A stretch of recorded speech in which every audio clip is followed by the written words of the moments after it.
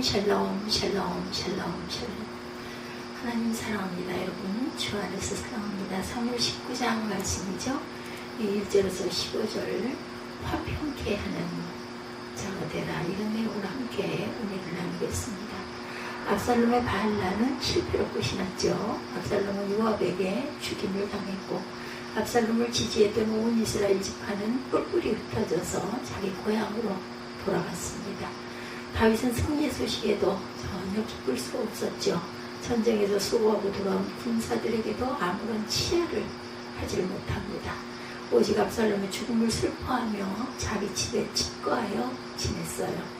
전쟁터에서 돌아온 요압은 왕께서 압살롬 때문에 통곡하고 슬퍼하셨다는 소식을 듣게 됩니다. 온 백성들에게도 그날의 승리가 슬픔으로 바뀌어 있어요.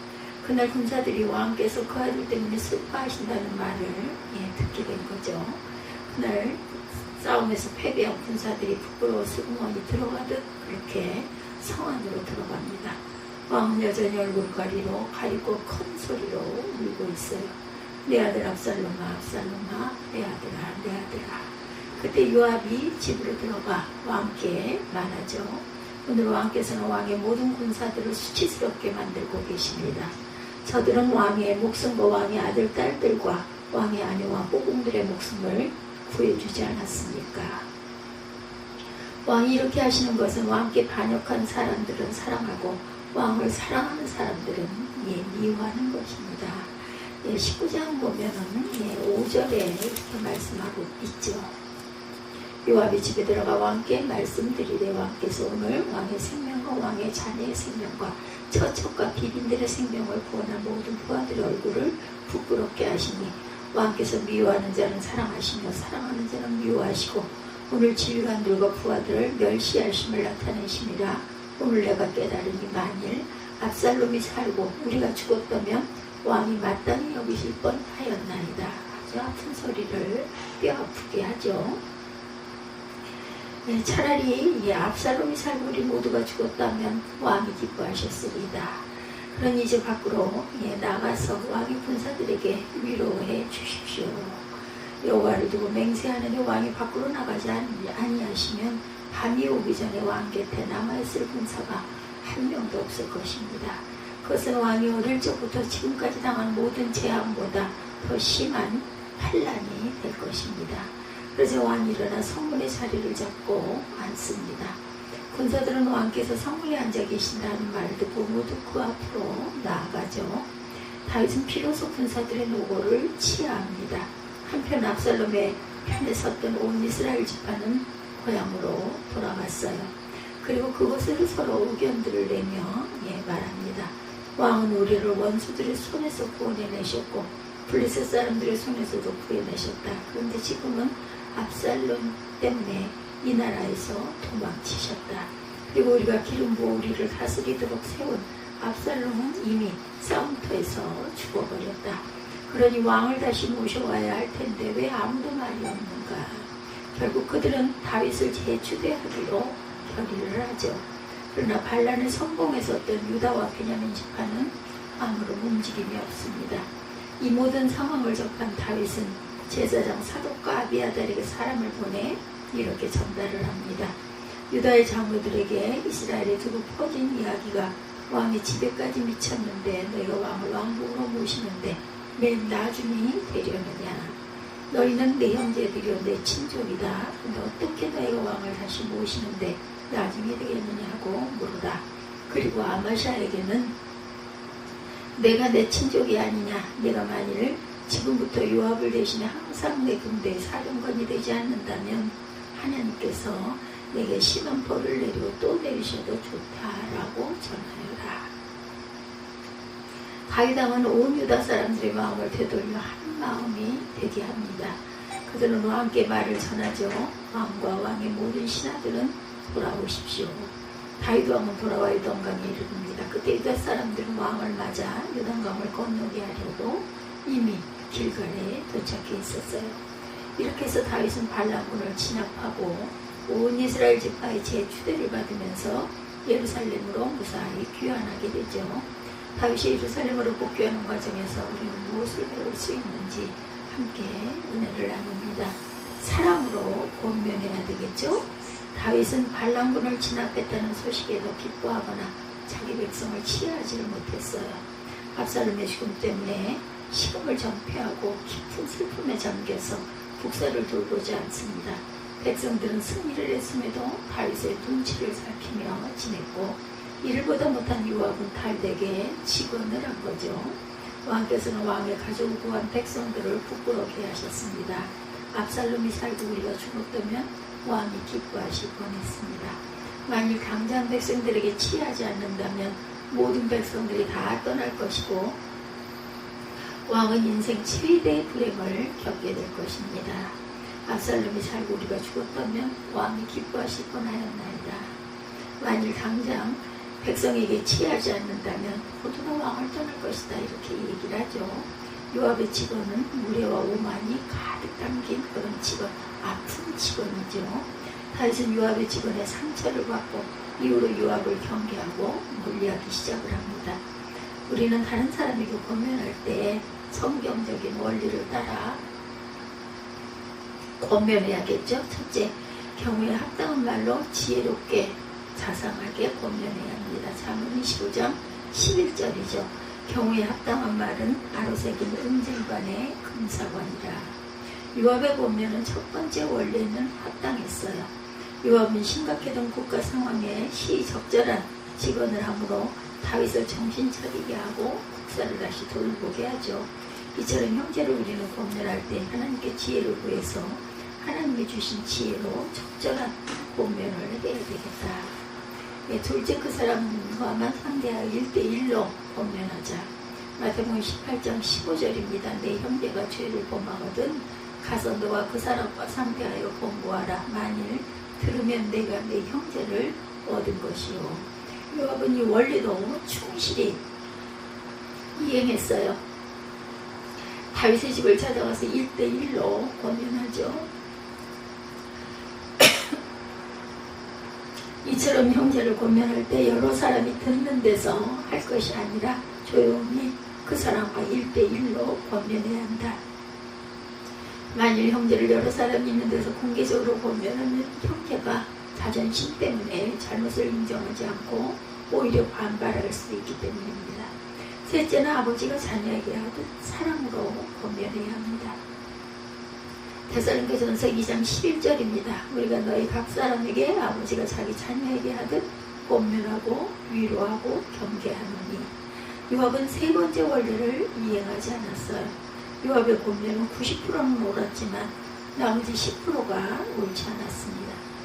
요압은 다윗에게 권면할 때 사랑으로 하지 않았기 때문이죠. 만일 요압이 다윗을 사랑으로 권면했다면 다윗의 잘못만을 지적하지는 않았을 것이에요. 우선 다윗이 왜 국사를 외면하고 슬픔에 잠겨있는지 그 마음을 헤아리면서 다윗을 조금이라도 위로해 주었을 것입니다. 이렇게 권면해야 되겠죠. 왕이시여, 사랑하는 아들을 잃어버린 것은 정말 슬프고 마음 아픈 일입니다. 얼마나 마음이 아프고 힘드시겠습니까? 이렇게 위로를 먼저 했어야 돼요. 그러나 압살롬의 죽음은 피할 수가 없었던 일입니다. 이제 마음을 추스르시고 오직 왕만 바라보고 있는 백성들을 격려해 주시고 치하해 주셨으면 좋겠습니다. 이렇게 부드럽게 마음을 상처를 어루만져 주면서 이렇게 권면했어야 합니다.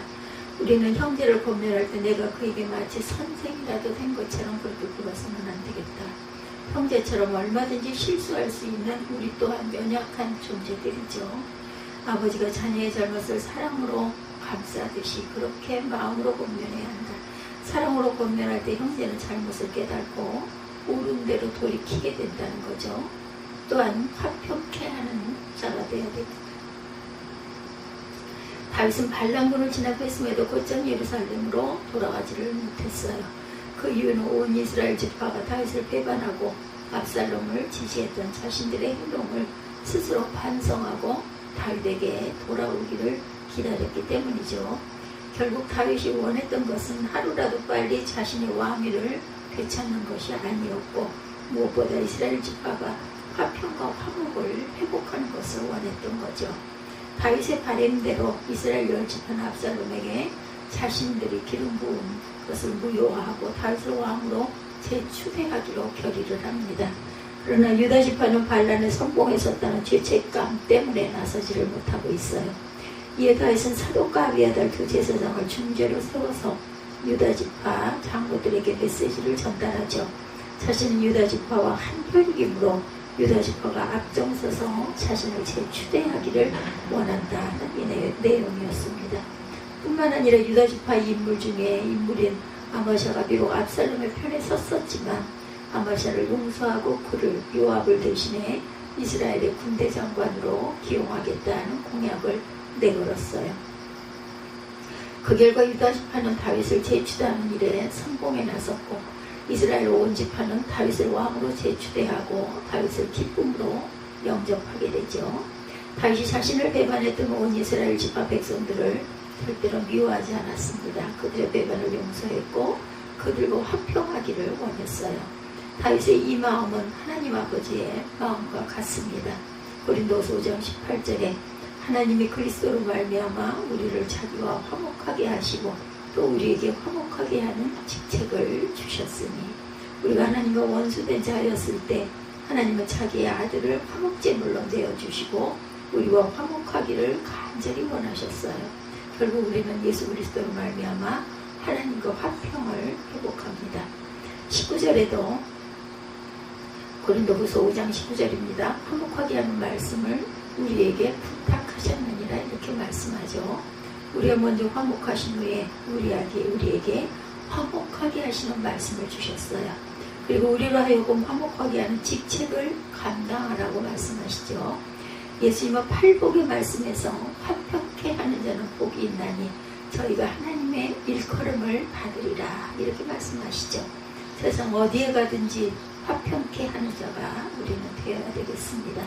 화평의 복음이 있고 화평의 능력이 우리에게 있기 때문이죠. 요즘 세계 각국에 IS라는 테러 단체 때문에 아주 골치를 앓던 그런 때가 있었습니다. 그들은 거대한 이슬람 국가 건설을 목표로 폭력과 테러를 마다하지 않는 극단적인 집단이라고 그러죠. 최근에 IS 대원으로 활동하던 사람이 죽음의 문턱에서 특별한 영적 체험을 하고 기독교로 개종한 일이 있었다고 그러네요. 그는 시리아와 이라크를 누비며 IS 대원으로 활동하던 중에 시리아 동부에서 시리아 정부군과 교전을 벌이다가 심각한 부상을 입게 됩니다. 그는 IS 동료들에게서 떨어져 혼자 남았고 서서히 죽어가고 있었고 이때 시리아 장로교 기독교인들에게 발견이 되어서 응급 치유를 받게 됩니다. 그러나 그는 상태가 워낙 위중해 소생하지 못하고 그만 죽고 말았어요. 그래서 기독교인들은 그의 시신을 메고 가까운 묘지로 이송해서 장례를 치러주죠. 그런데 묘지로 이동하는 중에 기적이 일어납니다. 죽었던 그가 숨을 쉬고 의식을 되찾은 것이죠. 그리고 놀라운 것은 자신이 죽어있는 동안 특별한 환상을 보았다 이렇게 증언을 해요. 이 IS에서 교육을 받은 대로 적들과 싸우다가 죽으면 수교자가 되어서 천국에 갈 수 있고 천국 문 앞에서 환영을 받을 것이라고 그는 믿었는데 그가 죽어 경험한 것은 정반대였답니다. 그의 영혼이 하늘의 빛을 향해 한참 올라가는데 갑자기 더러운 귀신들이 나타나더니 그의 영혼을 데리고 무시무시한 지옥의 불구덩이로 데리고 가더라는 거예요. 그때 하늘로부터 준엄하신 하나님의 음성이 그에게 들립니다. 너는 한 인간으로 지금까지 매우 잘못된 삶을 살았다. 지금 죽어서 지옥으로 갈 것인지 아니면 세상으로 다시 돌아가 죄를 회개한 후에 올바른 삶을 살 것인지를 선택해라. 그는 이 음성을 듣고 난 후에 의식이 깨어납니다. 의식을 되찾은 후에 자신의 테러 활동 때문에 죽은 사람들이 많다면서 아주 괴로워했어요. 그는 결국 하나님께 자신의 죄를 회개했고 이슬람 신앙을 버리고 그리스도를 영접해서 하나님의 자녀가 되었다고 그러네요. 그리고 그의 깊은 부상 또한 빠른 속도로 회복되어서 건강을 되찾았다고 합니다. 하나님은 시리아에서 극심한 유혹과 핍박을 당하고 있는 기독교인들을 통해서도 화평의 복음을 전하게 하시고 IS 대원을 하나님께로 인도하게 하시고 계시다라는 것. 우리는 그것보다 얼마나 안정된 환경에서 신앙생활을 하고 있습니까? 하나님이 우리에게 주신 화평케 하는 직분을 열심히 감당하십시다. 우리 자신이 먼저 예수 그리스도로 말미암아 하나님과 화평케 된 은혜를 풍성히 누리시기 바랍니다.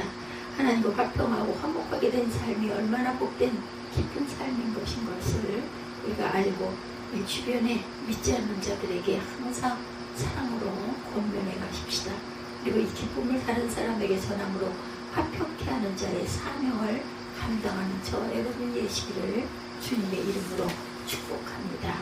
사무엘 15장 1절에서 15절 화평케 하는 자라는 말씀과 함께 은혜를 나눴습니다.